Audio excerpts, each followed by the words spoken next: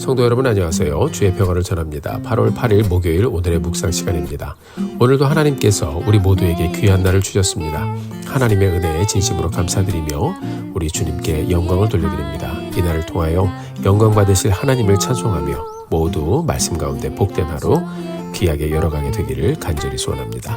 자, 오늘 함께 보실 말씀은 예레미야서 48장 11절부터 25절까지의 말씀입니다. 말씀을 통해서 우리 모두에게 들려주시는 말씀 잘 듣고 또 들려주신 말씀에 순종하며 주님께 영광 돌리는 귀한 하루 함께 열어가게 되기를 바라요. 자, 오늘 본문은요, 모압에 대한 하나님의 심판의 내용을 들려주고 있습니다. 자, 먼저 11절부터 13절까지의 말씀 함께 보겠습니다. 모압은 젊은 시절부터 평안하고 포로도 되지 아니하였으므로 마치 술이 그 찌기 위에 있고 이 그릇에서 저 그릇으로 옮기지 않음 같아서 그 맛이 남아있고 냄새가 변하지 아니하였도다. 그러므로 여호와께서 말씀하시니라. 날이 이르리니 내가 술을 옮겨 담는 사람을 보낼 것이라. 그들이 기울여서 그 그릇을 비게 하고 그 병들을 부수리니 이스라엘 집이 베델을 의뢰함으로 수치를 당한 것 같이 또 모압이 그모스로 말미암아 수치를 당하리로다. 아멘. 자, 그모스가 뭐죠? 네, 우상이죠. 네, 그러니까요. 지금 하나님께서는 과거 모압이 평안할 때에 대한 말씀을 술을 담그는 것에 비유해서 들려주고 있는데요. 하나님이 주신 평안을 다 지나서 결국 남긴 것은 우상이었다라는 말씀을 들려주고 있습니다. 자, 술찌꺼기가 아래 있고 그 위에 술이 투명하게 있다 그랬어요. 자, 누구 하나 건드리는 사람이 없었다는 것이죠. 오랫동안 그렇다는 것입니다. 평안한 시대를 지냈던 이 모압의 모습을 이 술병 하나로 설명해주고 있는 것입니다. 얕은 하천에 보면은요, 흙이나 태종물이 가라앉아 있어요. 그렇죠. 홍수가 나면 그냥 흙탕물이 되지만 그냥 물이 졸졸졸 흐르는데 보면 물이 굉장히 맑습니다. 다른 큰 일이 일어나지 않은 거예요. 그런데 지금 말씀을 보니까 이제 이 고요한 술병을 기울일 때가 되었다라고 말씀하고 있어요. 자, 모압의 술병이 기울어지고 또 술병이 깨어지고 그러면 여러분 조용하고 평화로운 시대는 이제 끝이 났다라는 그런 말씀이죠. 그 이유를 13절에서 들려주고 있습니다. 13절에 보니까요, 이스라엘이 베델을 의뢰함으로 수치를 당한 것 같이 모압이 그모스로 말미암아 수치를 당하리로다. 이렇게 말씀하고 있어요. 자, 베델은 지명입니다. 이스라엘이 가나안 땅에 들어간 이후에 하나님을 섬겼던 장소, 거기가 바로 벳엘입니다. 그러다가 이스라엘이 분열이 됐어요. 열왕기상 12장에 보면요, 북이스라엘 여로보암이라는 사람이 그 왕이죠. 이곳에다가 뭘 세우냐면 금송아지를 세워요. 정신이 나갔죠. 하나님의 집을 금송아지를 세워서 더럽혔습니다. 자, 모압도 마찬가지란 말이에요. 그들이 그모스라는 우상, 소처럼 생겼습니다. 그리고 여기 인신제사를 했던 그런 굉장히 사악한 우상의 어떤 문화를 이 사람들이 거기 토착화시켰어요. 자, 완전히 타락한 것이죠. 하나님을 만으로 여긴 거예요. 자기 마음대로 죄를 지으면서 살았어요. 하나님께서는 이들의 터를 심판하시겠다고 말씀하시는 것입니다. 여러분, 역사적으로 보면 모압 그리고 암몬, 롯의 자손들입니다. 롯이 누군가요? 아브라함하고 같이 집을 떠났던 아브라함의 조카였습니다.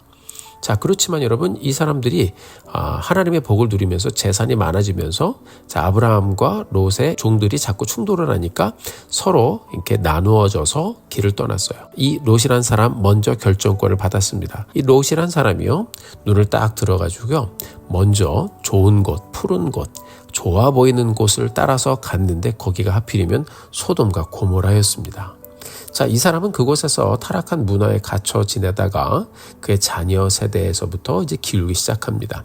자, 소돔과 고모라가 멸망을 당할 때요, 그의 아내는 천사의 말에 불순종했어요. 뒤를 돌아보지 말라고 그랬어요. 그런데 롯의 처는 미련을 갖고 뒤를 돌아보다가 소금 기둥이 되었습니다.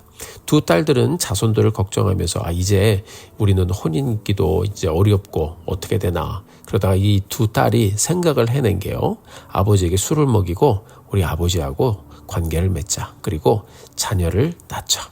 이렇게 해서 롯은 딸들이 주는 술을 먹고 취하고 누워있다가 이런 일을 저지르게 됩니다. 여러분, 이렇게 해서 태어난 족속이 바로 암몬과 모압이었습니다. 자, 믿음의 가정이라고 해도 말씀에 서지 않고 세상의 영향을 받기 시작하면 금방입니다. 여러분, 타락하는 것은요. 하나님 떠나는 것도 금방입니다.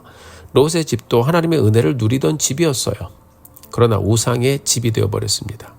자, 하나님께서는 어느 곳도 금오수 우상을 섬기듯이 사악한 곳으로 만드는 것을 원치 않으셨습니다. 교회 안이나 교회 밖이나 믿음의 가정 안이나 또 믿음의 가정 밖에 모든 삶의 영역에서 하나님께서는 우리의 삶의 터가 하나님의 집 베델이 되기를 원하셨습니다. 자, 그렇게 하지 못할 때 하나님께서는 반드시 죄에 대한 심판을 하실 것이라고 말씀하고 있습니다.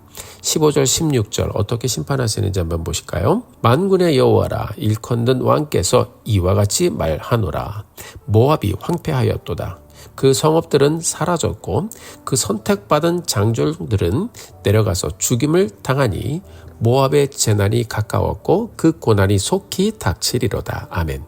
자, 15절에 보니까 이 모든 상황이 황폐라는 한 단어로 설명이 돼요. 황폐하게 될 것이다. 자, 심판의 말씀이 아주 그냥 다이렉트리 임한 거예요. 자, 21절부터 25절까지의 말씀을 보니까요. 모압의 모든 지역을 기록하면서 한 곳도 이 황폐함을 비껴갈 수 없음을 말씀해주고 있습니다. 자, 하나님을 떠나서 우상을 섬기고 우상을 따르고 그 길을 가게 되면 그 끝은 이렇게 된다 말씀하고 있습니다. 자, 여러분, 이스라엘도 모압도 암몬도 다 마찬가지예요. 하나님이 주셨던 그 평안과 은혜의 때를 잊어버리게 되면 결국 사람이 생각하는 것은 악한 것이요 그 끝이 이렇게 된다라는 말입니다. 모압에 관한 심판의 예언, 하나님을 의지하지 않고 자신의 소유, 자신의 업적 그것들을 의지하며 가다가 결국 이렇게 되었습니다. 사랑하는 성도 여러분, 우리가 그런 것들을 의지하며 살아갈 때 하나님을 무시하고 하나님을 잊고 살아갈 때 언제든지 누구나 이렇게 될 수 있다는 것입니다. 오늘 우리가 우리 자신의 삶을 다시 한번 돌아보면서 말씀을 깊이 묵상하며 하나님께 나아가게 되기를 바랍니다. 여러분, 오늘날 미국이 이렇게 복을 누리고 있는 것, 한국도 마찬가지지요. 하나님을 섬기고 하나님의 말씀을 품고 읽고 살아보려고 막 했을 때 이 나라 어려움 속에서도 늘 버티고 하나님의 말씀에 붙잡혀 하나님의 은혜를 밟고 가는 나라가 되었습니다. 그런데 여러분, 그렇지 못할 때 하나님을 잊고 살 때 그 결과가 어떻게 될 것인가 우리에게 미리 보여주고 있는 것입니다. 우리의 삶도 마찬가지죠. 하나님을 멀리하고 살아도 대충 믿음 생활해도 뭐 아무 문제가 없을 것 같지만 여러분, 우리가 그것을 잊고 조금 가다 보면 너무 멀리 가 있는 것입니다. 혹시 여러분 담근 술병을 오랫동안 그대로 둔 것처럼 평안하다 할 때 나의 마음이 무엇을 향하고 누구를 향하고 있는지 생각해 보셨습니까? 모압은 하나님이 주신 평안의 때를 우상의 날들로 채웠습니다. 그리고 결국 황폐한 나라가 됩니다.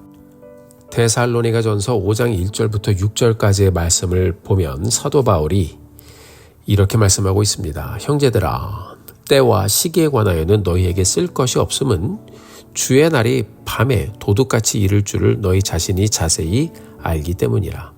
그들이 평안하다 안전하다 할 그때에 임신한 여자에게 해산의 고통이 이름과 같이 멸망이 갑자기 그들에게 이르리니 결코 피하지 못하리라. 형제들아, 너희는 어둠에 있지 아니하며 그 날이 도둑같이 너희에게 임하지 못하느니 너희는 다 빛의 아들이요 낮의 아들이라. 우리가 밤이나 어둠에 속하지 아니하나니 그러므로 우리는 다른 이들과 같이 자지 말고 오직 깨어 정신을 차릴지라. 아멘. 그렇습니다, 여러분. 평안하다 안전하다 할 그때에 해산의 고통이 임신한 여자에게 갑자기 이르는 것처럼 멸망이 갑자기 임할 수 있다는 것입니다. 그래서 깨어 정신을 차리라고 했습니다. 하나님께서 여러분 오늘 우리에게 주신 평안의 날, 복 중에 복이며 은혜 중에 은혜이지요. 하나님께서 우리에게 주신 가장 귀한 선물 바로 평안한 날입니다. 여러분, 하나님께서 주신 이 귀하고 복된 은혜의 날 어떻게 가시겠습니까? 오늘도 우리가 다시 한번 말씀 앞에 서서 나 같은 죄인을 구원해 주신 하나님의 사랑과 은혜를 다시 한번 깊이 묵상하며 그 하나님께 감사드리면서 매일매일 하늘 보고 말씀 보고 주신 은혜에 감사해야 고백하면서 내가 가진 것들, 하나님께서 주신 것임을 늘 기억하고 내가 가진 것들 이런 걸 의지하지 말고요. 모든 것의 주인이시고 주체이신 하나님을 의지하고 그분께 감사를 선포함으로 하나님의 뜻을 따라 하나님의 뜻을 이루는 복된 길을 가는 우리 모두가 되기를 예수님의 이름으로 축복합니다. 함께 기도하시겠습니다. 존귀하신 아버지 하나님, 오늘도 하나님께서 은혜를 주셨습니다. 이 날을 복되게 해주시고 주의 은혜가 늘 풍성히 거하는 우리의 삶 되게 하여 주옵소서. 감사와 영광을 주님께 올려드립니다. 우리가 가진 것으로 인하여 아버지 하나님 평안하다 또 안전하다 할 때에 하나님 멀리 떠나 나태한 자로 살지 않게 하여 주시옵시고 늘 깨어 기도하며 말씀 펴고 하나님을 의지하며 하나님의 은혜를 고백함으로 주님과 동행하는 저희들의 삶 되게 하여 주옵소서. 이 날을 통하여 영광을 받아 주옵소서. 예수님의 이름으로 기도드렸습니다. 아멘. 사랑하는 성도 여러분, 오늘도 힘내십시오. 여러분들을 위해서 기도하겠습니다. 사랑하고 축복합니다.